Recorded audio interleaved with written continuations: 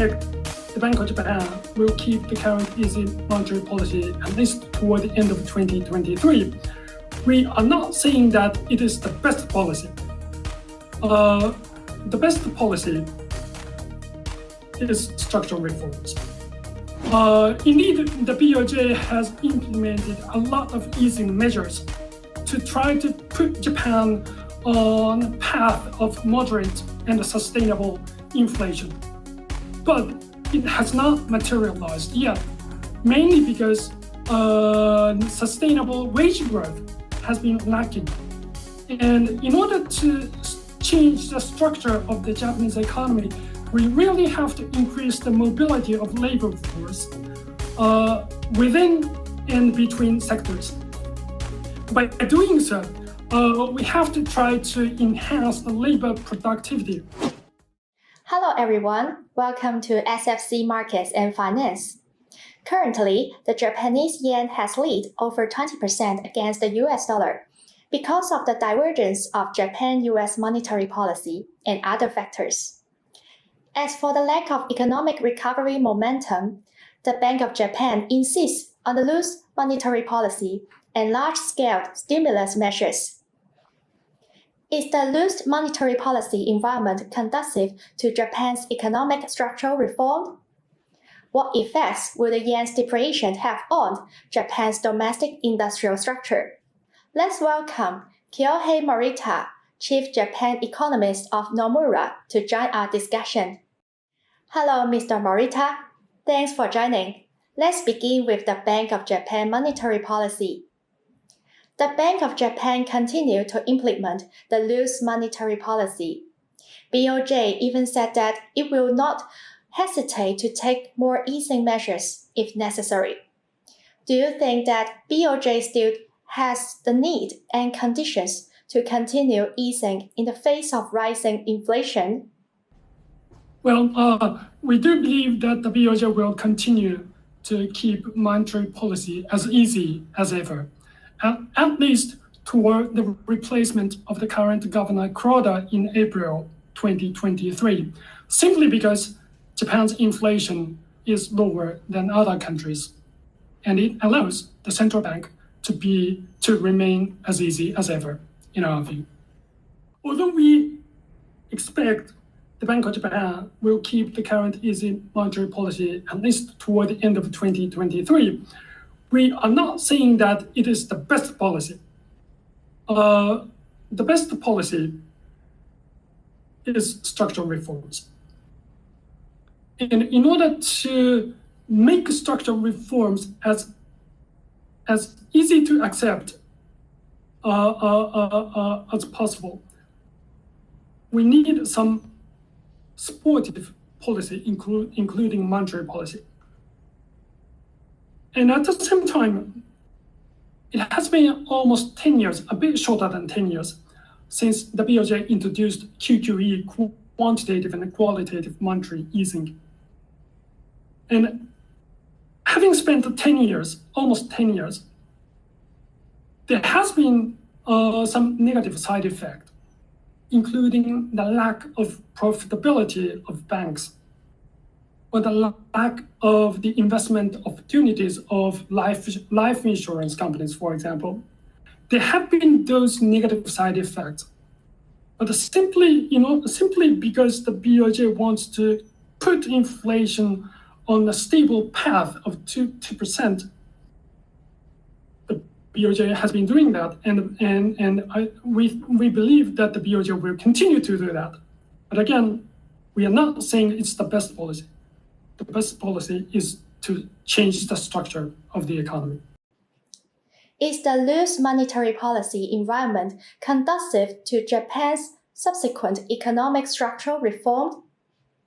How do you look forward to the prospect of structural reform in Japan? Yes, Japan does need structural reform, especially reform in the labor market, which lacks liquidity or mobility. Indeed, the BOJ has implemented a lot of easing measures to try to put Japan on a path of moderate and sustainable inflation. but it has not materialized yet, mainly because sustainable wage growth has been lacking.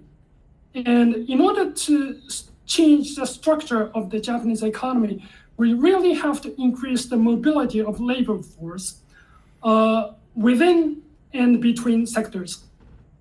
By doing so, we have to try to enhance the labor productivity. In August, the growth rate of factory activities in Japan was the lowest in 19 months, and the output of Japan's manufacturing industry has shrunk for 2 consecutive months. Thus, this shows that the international competitiveness of Japan's manufacturing enterprises is declining. What do you think of the current development momentum of Japanese manufacturing industry?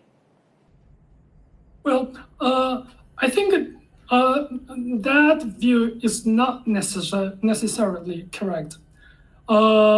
Especially since the beginning of this year, there have been multi-factors that have suppressed Japan's manufacturing activity, including the resurgence of new COVID-19 cases at home, and also the limited supply of parts and capital goods, including chips, for example.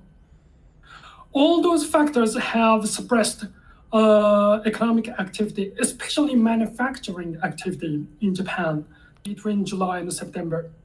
And I don't believe this can be directly related to the reduced competitiveness of Japanese manufacturers.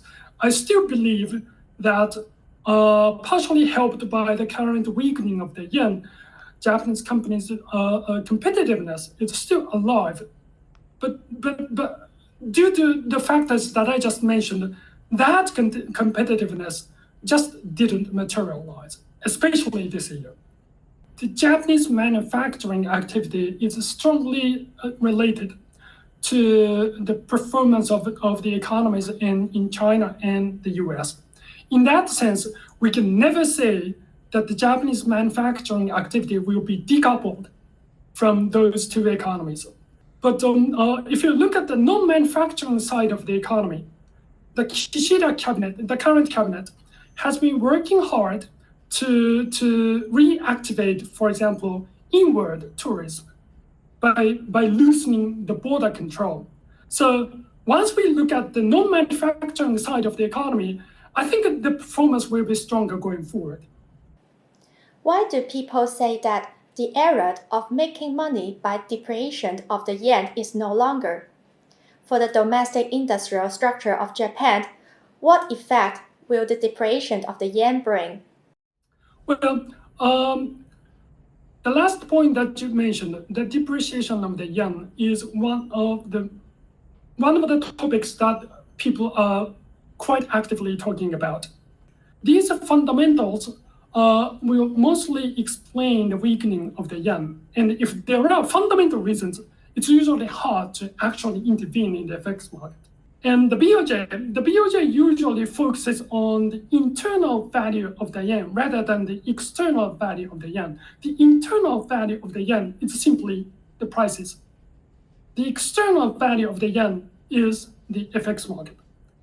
And the Bank of Japan focuses on the internal value of the yen, and Japan's inflation is still slower than those in other countries. So the BOJ will simply continue the current monetary easing.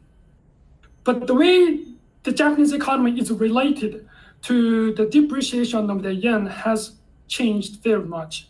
In the past, the weakening of the currency usually led to an increase in the quantity of exports.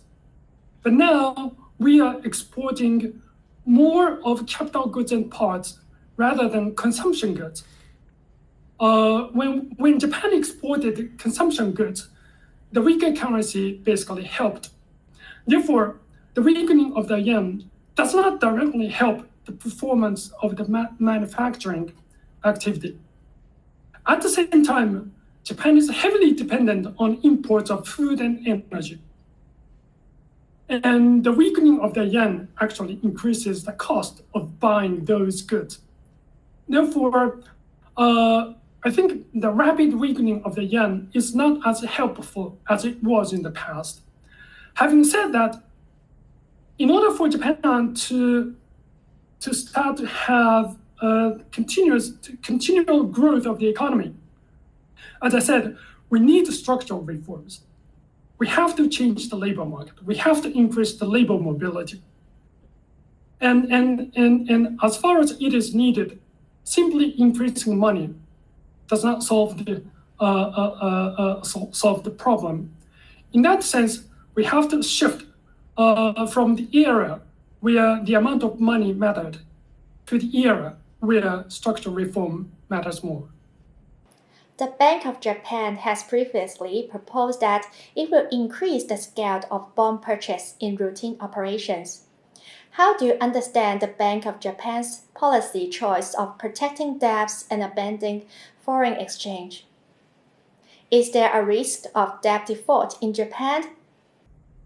Well, I personally believe that the default of the Japanese government bonds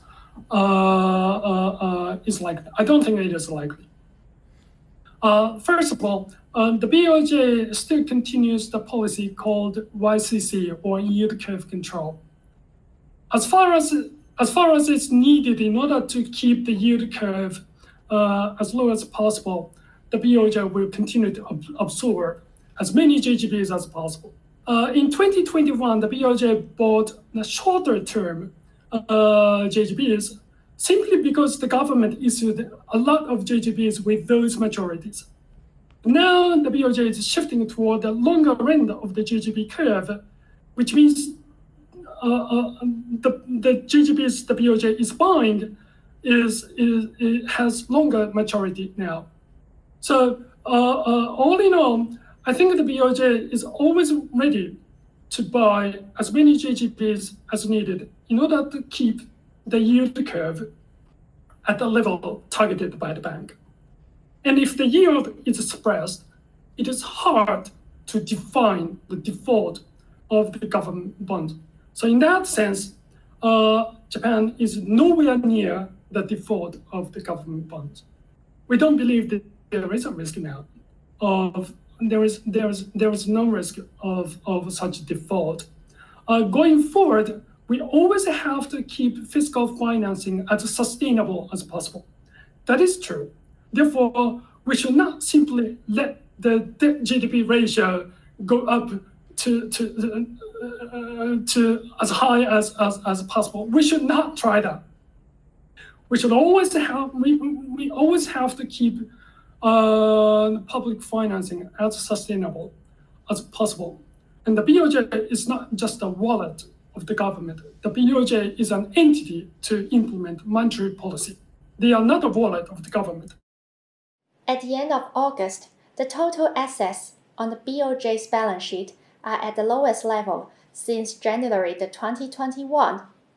Why is Japan's balance sheet shrinking? Is the Bank of Japan in the stage of full-scale reduction? Yes.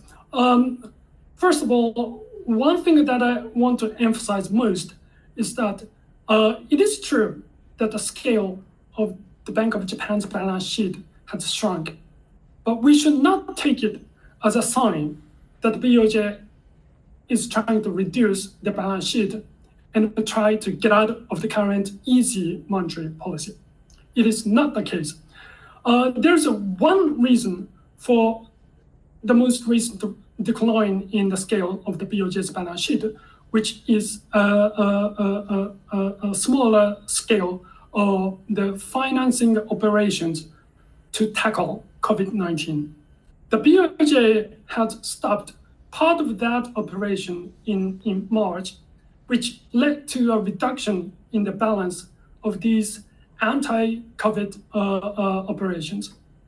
And as a result, the scale of the BOJ's balance sheet declined. And we all know and we all knew that this anti-COVID operation will come to an end soon. So there is no surprise to this reduction in the BOJ's balance sheet. And this is not a signal that the BOJ will continue to shrink its balance sheet. Will Japan's expanding trade deficit make the yen lose its support? Well, true. Japan has recorded the largest trade deficit in the post-war era.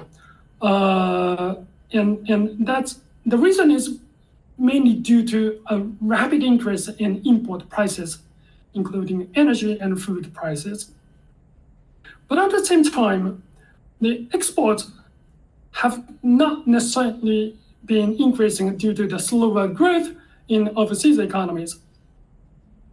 And as a result, an extremely large trade deficit. And as I said, this large trade deficit will explain at least part of the current weakening of the yen. So there is a fundamental reason for the weakening of the yen. Hence, it's hard for the Japanese government to actually intervene in the FX market. And going forward, we expect that energy prices, such as oil prices, will probably continue to decline as the global economy slows further going forward. And that will lead to a smaller trade deficit in Japan. So yes, true, Japan's trade deficit is largest, and probably it will be but going forward, it will probably be smaller. Thank you, Mr. Morita, for joining our interview. That's all for today's show. See you next time.